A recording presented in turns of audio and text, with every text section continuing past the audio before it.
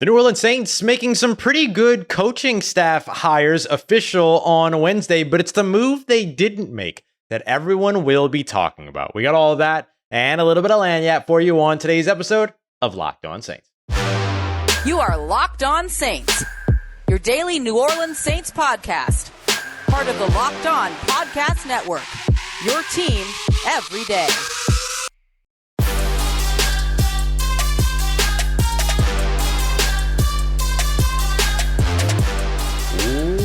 What is good, Who Dat Nation and Who Dat family? Welcome into another episode of Locked On Saints, your daily podcast covering your favorite team, the New Orleans Saints. Part of Locked On Podcast Network, your team every day. Thanks as always, making Locked On Saints your first listen of the day every day. Don't forget we're free and available on your favorite podcast app and on YouTube as well. And I'm your host, Ross Jackson, at Ross Jackson Nola on Twitter, your New Orleans Saints expert, credential member of the media, CrescentCitySports.com, USA Today Saints Wire, Tuesdays on Locked On NFL, and here with you every single Monday through Friday on Locked On Saints. Today's episode of Locked On Saints brought to you by FanDuel Sportsbook, the official sportsbook of the NFL. Make every moment more by visiting FanDuel.com/LockedOn today to get started. On today's episode, the New Orleans Saints announced 5 coaching staff changes on Wednesday. Some of them very good, but it's the move that they didn't necessarily make yet that they might have come up a little bit short on, as well as we're going to take a look at projecting ahead to what the New Orleans Saints' next biggest concern on their coaching staff is. So we'll start off first with the wins, right? So the Saints announced five coaching staff changes, and there are some really, really good hires here. And even the hire that most people were disappointed about, actually 2 hires that most people were disappointed about, the Saints did it in the most sort of economical and, let's just say, sensible fashion. So the Saints made official on Wednesday 5 coaching staff additions. Joe Woods is defensive coordinator, the former Cleveland Browns defensive coordinator. Todd Grantham, who's the former Florida Gators defensive coordinator. We knew that he was coming in to take on an assistant role of some sort. That was made official today, defensive line coach, just like we expected. They also made official the hiring of Marcus Robertson as their secondary coach, most recently with the Arizona Cardinals. On the offensive side, they did finalize the hiring of Clancy Barone, broke him down a few days ago, and with a sort of expertise that he brings and what he could potentially be doing for Juwan Johnson. That's a huge hire. We'll discuss that here in a second. He's coming over as the new Saints tight end coach. And then Kevin Carbery is coming over as the assistant offensive line coach, spent the last couple of years with the Los Angeles Rams. So all of those have now been made official. And there are some clear wins in there, and there are some clear question marks in there. But as I mentioned, the Saints handled even those question marks with really, really good sensibility. Let's talk about the wins first, right? Let's hit the silver lining. Marcus Robertson as the DB coach, phenomenal track record. Again, being able to go from Aaron Glenn to Chris Richard to Marcus Robinson at secondary coach, and it's an outstanding run of coaches there. So that's a huge win for New Orleans, especially after, moving on from Chris Richard, or the Saints and Chris Richard parting ways, I think is the language that they used. And so there's a bunch of different pieces that go into all that. But the idea of being able to move off that into this next sort of chapter with Marcus Robertson, of all people, is a big time home run for the Saints. Clancy Barone at tight end coach, also big time home run. Is the only tight end coach in NFL history to coach 4 different tight ends with 4 different teams, all to Pro Bowls. He did it with Algie Crumpler with the Atlanta Falcons. He did it again with Kyle Rudolph and the Minnesota Vikings. He did it with Julius Thomas and the Denver Broncos. And then, of course, he also did it with Antonio Gates and the then San Diego Chargers. But we can give Antonio Gates maybe a little bit of the credit there. But either way, in his first year with each one of those players, they make a Pro Bowl. Antonio Gates made 2. In Algie Crumpler and Antonio Gates situations, they also, in their first year working with Clancy Barone, led their team in receptions. So this is a big time get for the Saints, especially with Juwan Johnson potentially on his way out. He's a restricted free agent, so it makes it really easy for the Saints to keep him around. But now you're not keeping him against his will. You've got Clancy Barone in here, and Juwan Johnson's ready to become a Pro Bowler, and that's the way that you can pitch it now to Juwan Johnson. That's a big time win. So those 2 are huge. The 3 question marks that I've seen a lot of folks kind of ask here were Joe Woods, defensive coordinator, Todd Grantham, the defensive line coach, and then Kevin Carbery, who's coming over as the assistant offensive line coach. So The reason that I mentioned that the Saints handled even the question marks with really, really good strategy is that Joe Woods, for whatever people don't like about him from his Cleveland Browns days, isn't going to be doing in New Orleans what he did in Cleveland. He's not calling plays. He's not architecting the defense. He's not creating the defense. He's not, the one that's leading the charge in terms of the scheme and any changes that might happen. No, that's not his job. His job is to be Dennis Allen's top assistant and to help him install the defense. That's what he is. And that's not a bad thing. It kind of brings me back to, I believe it was actually Doug Marrone. Doug Marrone, when he was working with Sean Payton early on in his tenure as the Saints offensive coordinator, he would say, I'm not the offensive coordinator. Sean's the offensive coordinator. He would openly say that in press conferences and stuff. And that kind of makes me feel, I feel like that's kind of where Joe Woods is going to be as well. It's where he's a defensive coordinator by every stretch of the imagination, but he's not calling plays and it's not his defense. It's Dennis Allen's defense. He gets to coordinate it, but it's Dennis Allen's defense. So you're not asking Joe Woods to do the things in New Orleans that, people questioned when they hired him coming out of his time in Cleveland. Similarly, Todd Grantham, who's coming over from the defensive coordinator spot, most recently as a defensive coordinator, at least with Florida. He had a stop at Alabama in between, but as a defensive analyst. But people will tell you that Florida defense was the worst Florida defense of Florida's history in playing football. And you can get more context for that over at Locked On Gators with Brandon Olson. But the thing that they're bringing Todd Grantham in to do is exactly what I spoke with Trey Dean, the Florida Gator safety that's entering the draft this year. And I asked him, what do I need to know about Todd Grantham? And he said, he's a defensive line specialist. That's his role. Where did the Saints put him? With the defensive line. He's not a coordinator. He's not calling plays. He's not building the defense. He's working in his strength as a defensive line coach. The other big question mark is one that was actually only just recently announced and then made official today or on Wednesday, is Kevin Carbery. And a lot of people are going to say, who's Kevin Carbery? And I don't blame you for that. He's 39 years old. He's very young in the league, spent the last 2 seasons with the Los Angeles Rams, whose offensive line has not been great. And I've seen a lot of folks highlighting that the Saints hired an offensive line coach that coached a bad offensive line, but that's not what Kevin Carbery is coming to New Orleans to do. Kevin Carbery is not the offensive line coach. He's the assistant offensive line coach. He's the Dwight Schrute to the Doug Marrone as Michael Scott, kind of, except that he's actually an assistant, not assistant too.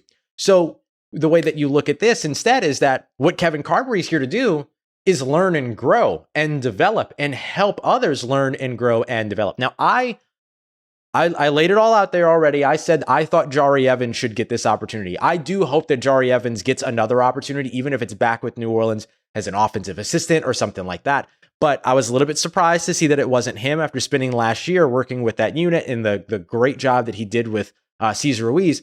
But in terms of what it is that you're asking Kevin Carbery to do, you're not asking him to come in and coach the offensive line. You're asking him to come in and work with the guy, be the top assistant to the guy that is coaching the offensive line. So it's just a little bit different. And that's what I like about all 5 of these hires for New Orleans. Somebody asked me to grade the hires. I don't really like grades, but what I will tell you is that Marcus Robertson and Clancy Barone are home runs. But what the New Orleans Saints did with Joe Woods, Todd Grantham, and Kevin Carbery is that they took something that could have been a ground out and turned them into triples, right? Got them in scoring position. And now they have to do the rest. Look at me with the baseball analogies on the football podcast. I'm out here balling like that. But it's not just about what they did right.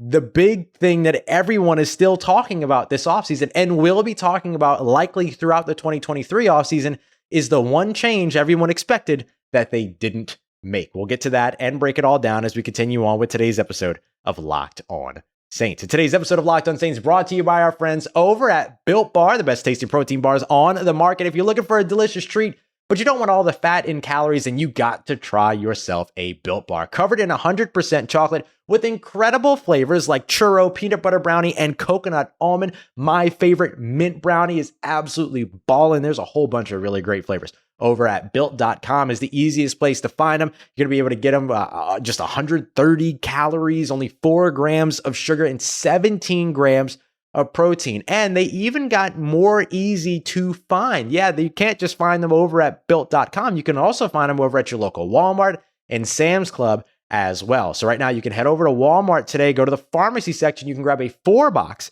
of cookies and cream, double chocolate, and coconut puff flavors. But you can also go over to Sam's Club and get a 13-bar box. Get that baker's dozen of hit flavors like brownie batter and churros. So if you want to check them out, built.com, Walmart, Sam's Club, Built Bar. That's what you're looking for. So you can try the best tasting protein bar on the planet.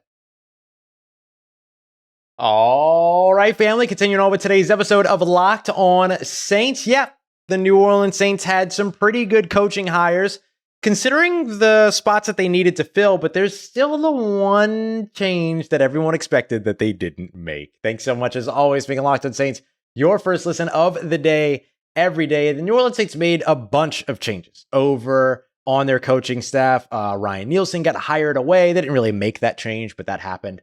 Ryan Nielsen got hired away. That was their co-defensive coordinator and defensive line coach. Then they parted ways with Chris Richard, who was the other co-defensive coordinator as well as secondary coach.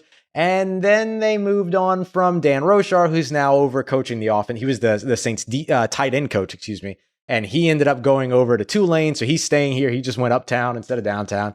And then, you saw some other changes. Declan Doyle's headed over, the Saints offensive assistant. He's heading over to Denver to hang out with Sean and be the tight end coach there. Zach Strief got hired away to Denver as well to be their offensive line coach. And so the Saints had a bunch of changes happen over on the coaching staff. The most sort of, I guess, like weighty ones happening on the defensive side, right? Losing both defensive coordinators and in turn also losing your defensive line coach and your defensive backs coach. But they've made some good hires in those places and look to be ready to go into 2023 just fine. But the big thing that they didn't do is the thing that everyone's going to be talking about, and that's that they didn't make the change at offensive coordinator that folks expected with Pete Carmichael. So that means if you're the New Orleans Saints, you're hoping for one of three things. I hate when I do that. One, you're hoping that the issue in 2022 was the players, not the scheme, not the coaches, not the system. Okay. Number two, you're hoping that you're able to build that the issue in 2022 was that you built a system around one quarterback, but then chose to ride it out with another quarterback. And therefore the system and scheme didn't match the quarterback. And you can do a better job of that if you go and get your guy here in 2023, build your offense for him and stick with that guy in 2023. Okay. That's two. Number three is that you're hoping that Pete Carmichael comes back as a new coordinator, right?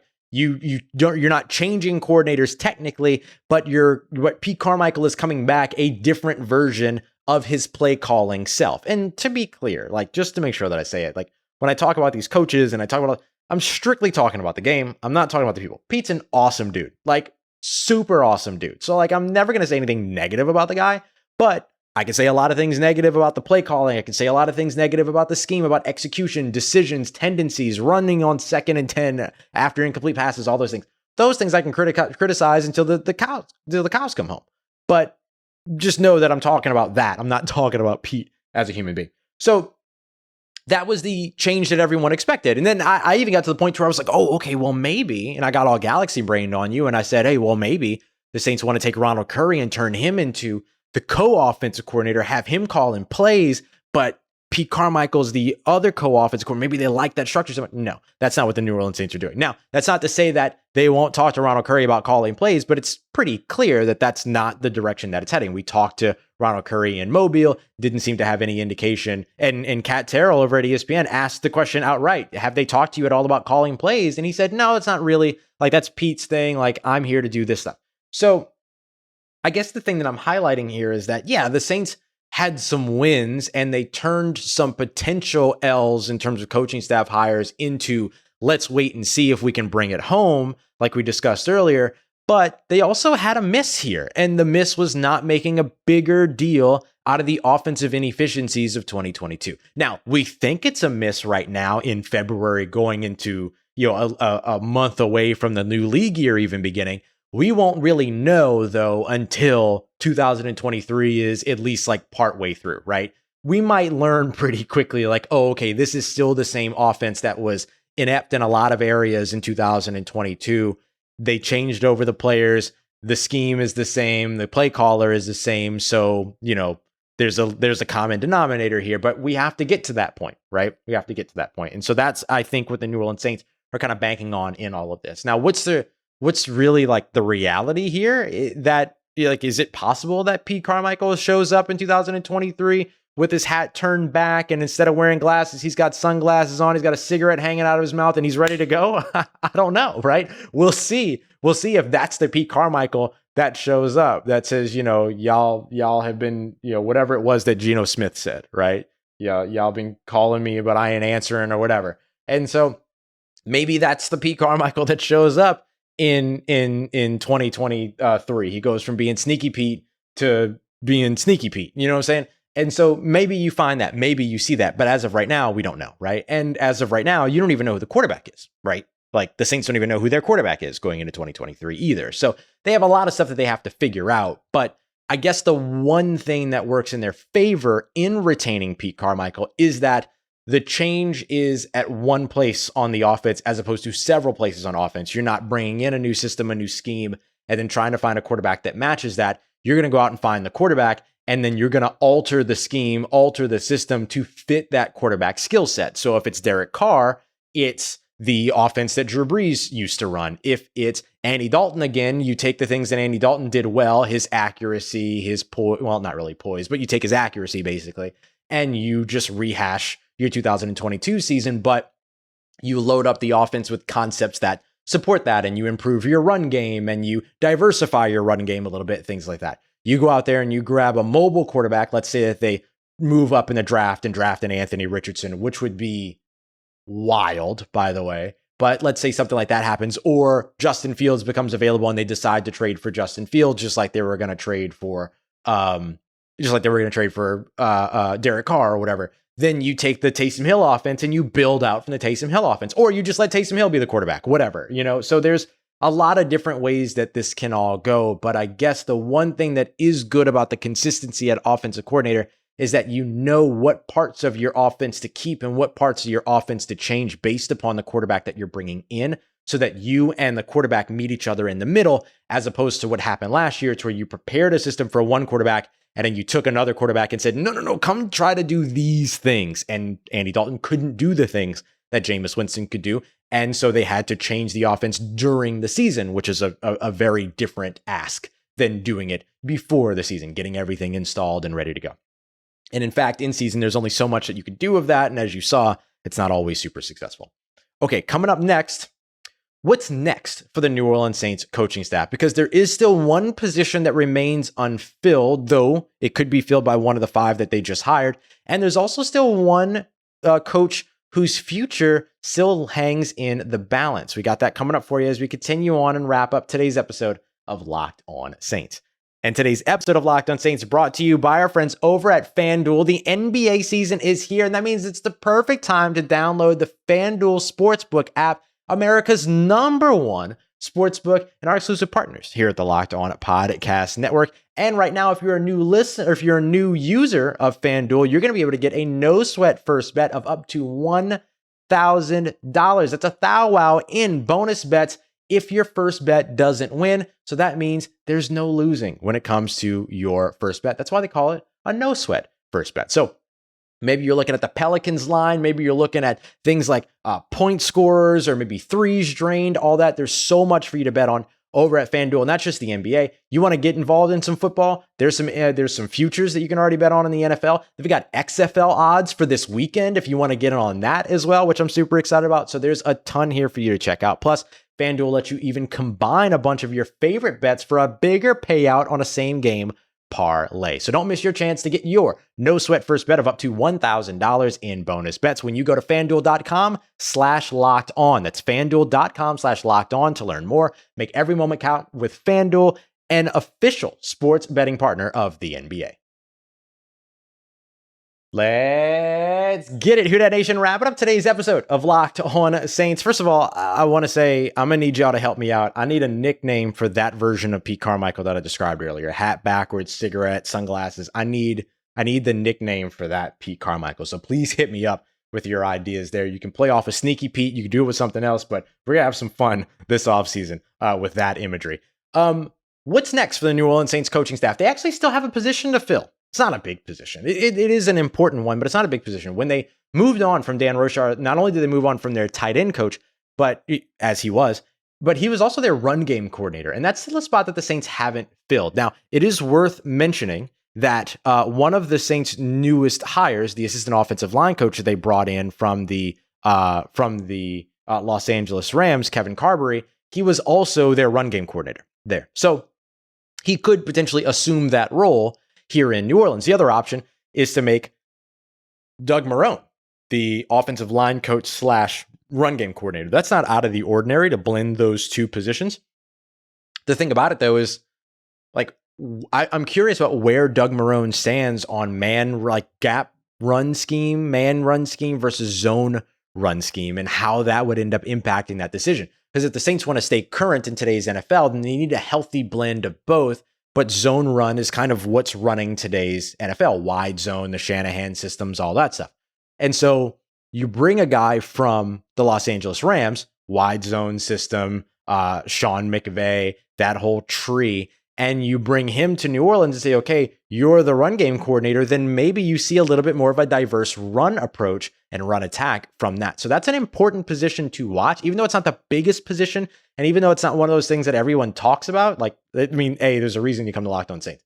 But the other piece of it is that that's not a position that a lot of folks talk about. And so it can be an important one, and it could be an interesting one because the run game diversity last year was such an issue for New Orleans. They continuously ran, up the middle with Alvin Kamara, didn't get him out in space, didn't get him utilized in the passing game. And the reason why I bring up the pass game, even though he's a run game coordinator, is because the Saints view their short passing game as an extension of their run game. So the run game coordinator helps with some of that and helps to sort of create the looks that lead to those, short passing opportunities to kind of mix it in with their run game. So if Carbery is set to be the run game coordinator, there could be some interesting new wrinkles that enter the Saints run game with that idea. Now, obviously, all that would be in concert with everyone, right? The thing that's so interesting about the Saints coaching staff is that they really work in this really symbiotic nature to where everyone kind of talks to everyone. And then there's somebody there that makes the final call. So Pete Carmichael would make the final call on the offensive side. Dennis Allen would make the final call on the defensive side, while also having that sort of head coaching veto power over on the offensive side if he needed to as well. Darren Rizzi making the calls over on the special team side. So a guy like Carbery comes in, he brings new ideas, new proposals, new things, and then ultimately, if he's the run game coordinator, and then ultimately Pete Carmichael takes that and says, okay, great, let's do this with that, or let's not do that, but we could do this, and they can build on those ideas. The other thing to watch is the New Orleans Saints quarterback coach and passing game coordinator, Ronald Curry. Remember, Ronald Curry has interviewed for 2 offensive coordinator positions so far this offseason. He also interviewed for a couple last season as well. That's what he told us in Mobile. He interviewed with the Tampa Bay Buccaneers, who still don't have a lick of offensive staff in terms of the major things. They don't have a pass game coordinator. They don't have a quarterback coach. They don't have an offensive coordinator. So they're going to be looking to hire somebody soon. And let me just make sure I'm not speaking anything into existence here. Great. And then also just checking my notifications, Ronald Curry. And then he also interviewed with Sean Payton over in Denver, which we knew was going to be the case. The interesting thing, and the one that I'm most going to be watching is there's 2 ways that there's 3 ways that this goes, right? The first way is the preferred way, which is that Ronald Curry sticks around in New Orleans, doesn't go anywhere, very likely becomes the offensive coordinator in New Orleans next year, depending upon how the head coach situation works out after 2023. The second thing is that he goes to Denver and then never calls a play while he's in Denver, which means he would have a short lifespan, I imagine, in Denver, in that he would get there, he would get the offensive coordinator experience, and then eventually go and look for a play caller promotion somewhere. The third thing, he could go to another division opponent, and he could be in a situation there to where he is calling the plays, and he immediately moves into a play caller situation. That seems unlikely as someone that hasn't called plays outside of a couple of preseason games so far, right? So it seems that the biggest sort of, competition for keeping Ronald Curry in New Orleans is going to be Denver. But Sean Payton's also very close with Joe Lombardi, who's available, and you don't need a play caller. And that's where Joe Lombardi came up short over in Los Angeles with the Chargers. You don't need him to do that. So instead you bring him in and then he does it. If not, and let's say that Ronald Curry does get hired away by the Denver Broncos, then I wouldn't be surprised. at all to see Joe Lombardi come back as the Saints quarterback coach. Again, not offensive coordinator, but come back as a quarterback coach. So that's kind of the two next big things that you're watching over on the offensive coaching staff. What happens with Ronald Curry and who gets the run game coordinator tag, because that could influence what the New Orleans Saints run game like legitimately looks like in 2023. So, okay. Oh, we got some restructured contract news. Let's see what I can give you real quick. So we know already that the Saints have restructured exactly as we expected a portion of his base salary as well as the roster bonus of Marcus Maye, freeing up an additional just about $5 million.